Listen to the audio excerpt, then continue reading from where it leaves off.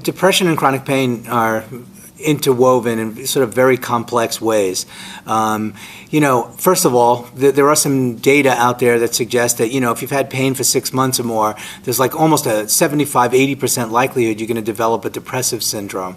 And so then the question becomes, what is that all about? Is it just because, having pain is demoralizing and wears you out and sucks and sort of an existential issue?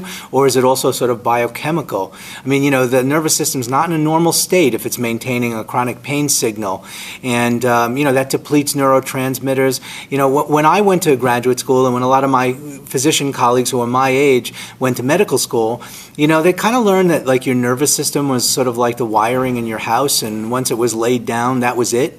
But we've come to realize, of course, that the nervous system is a living organism, and it changes. It sprouts new receptors. It changes receptors. It does all kinds of things. And so you have to figure that something's going on biochemically when the nervous system is in an abnormal state for that kind of period of time, and maybe your serotonin levels are being depleted in norepinephrine and so on, which is why those kinds of agents are helpful.